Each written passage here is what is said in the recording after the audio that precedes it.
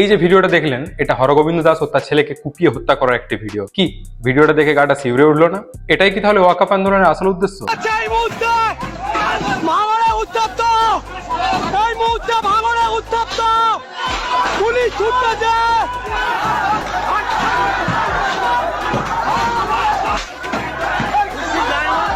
সবদিকে হাস্যকর বিষয়, আন্দোলনে পুলিশকে কেলানো হচ্ছে, পুলিশ রীতিমতো পালাচ্ছে। আচ্ছা, কিছুদিন আগে কে যেন বলেছিল পুলিশের গায়ে যদি কখনো হাত দেওয়া হয় তাহলে এখানে গুলি মারবে, এখানে। দেবজিৎ বাবুকে বললাম যে আমি আপনাকে স্যালুট জানাই যে আপনি কিছু করেননি। আপনার জায়গায় যদি আমি থাকতাম আর আমার সামনে যদি পুলিশের গাড়িতে আগুন জ্বলতো বা এইভাবে পুলিশের উপর আক্রমণ হতো, আমি এখানে শুট করতাম মাথার উপরে। দাদা বলছি, এখনো বাংলাতে আছেন নাকি লন্ডনে?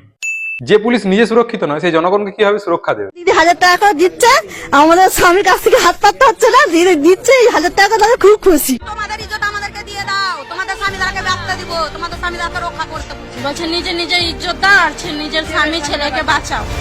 ভাবতেও লজ্জা করছে, যে রাজ্যের নারী মুখ্যমন্ত্রী, সেই রাজ্যের নারীরা আজ মাত্র 1000 টাকা লক্ষ্মী ভান্ডারের জন্য নিজেদের মান সম্মান, বাড়ি ঘর, টাকা পয়সা সবকিছু আজ ধুলোতে লুটোপুটি খাওয়াচ্ছে। 1000 টাকা, তাহলে খুব খুশি। কাকিমা, এখন লক্ষ্মীর ভান্ডারে 1000 টাকাতে দিন চলবে তো?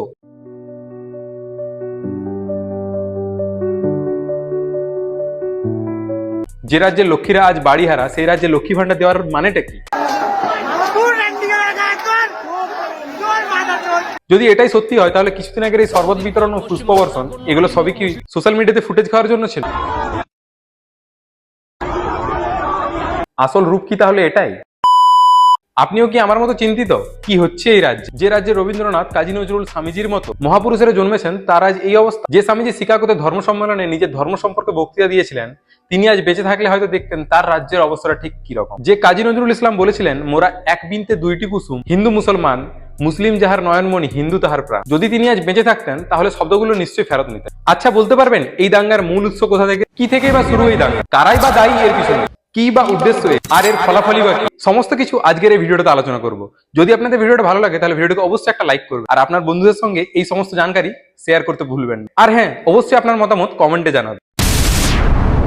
তো শুরুটা হয়েছিল সম্ভবত মুথাবাড়িকে নিয়ে। তারপর 11 এপ্রিল 2025 কলকাতাতে ওয়াকফ আইন না মানার একটা আন্দোলনে মুসলিম সম্প্রদায়ের একটা ভিড় একটা বাসের সামনে দাঁড়িয়ে সেই বাসের সামনে লাগানো একটা গেরুয়া পতাকাকে খুলতে বাধ্য করে এবং আশেপাশের ছোট ছোট গাড়ির কাঁচে লাগানো মহাদেবের স্টিকারের উপর লাথি মেরে সেটাকে ভেঙে দেয়। এই ওয়াকফ আইন, এটা নিশ্চয়ই আপনারা সকলেই জেনে ফেলেছেন, তাই এটা নিয়ে আর কথা না বাড়িয়ে আসল কথাতে আসা যাক। ঠিক এটার প্রতিবাদ জবাব হিসাবে কিছু হিন্দু সম্প্রদায়ের মানুষ রাস্তায় যে সমস্ত গাড়িতে মুসলিম লোগো লাগানো থাকে সেগুলির উপর টেপ দেয় এবং আরো বেশি পরিমাণে চারিদিকে গেরুয়া পতাকা ছড়িয়ে দেয়। এবার শুরু হয় আসল খেলা। এরপর যা কিছু ঘটেছে তা সবই আপনাদের সামনে। চলুন এবার দেখিনি কে বা কারা এই দাঙ্গার জন্য দায়ী।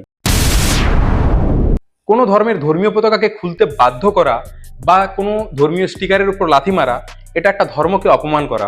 ওয়াকফ আইন তো কোনো ধর্মের মানুষ পাস করায়নি, তাহলে এই ওয়াকফ আইন না মানার আন্দোলনে কোনো ধর্মীয় গোষ্ঠীকে কেন টার্গেট করা হচ্ছে?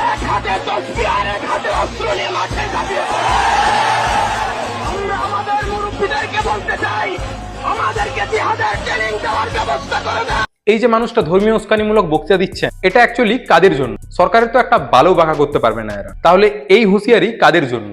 এবার নিশ্চয়ই বুঝতে পারছেন এই হুঁশিয়ারি সরাসরি কোনো নন মুসলিম সম্প্রদায়কে আক্রমণ করার জন্য। এবার চলে আসি কি বা উদ্দেশ্য এই আন্দোলনের।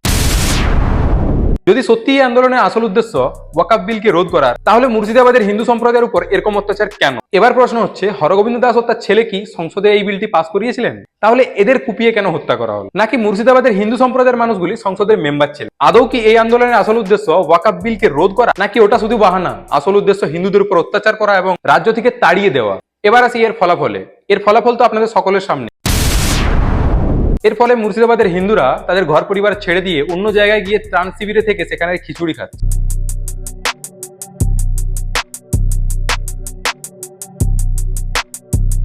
পুলিশ প্রশাসন কেলানি খাচ্ছে। কে যেন বলেছিলেন পুলিশের গায়ে হাত দিলে এখানে গুলি মারবো।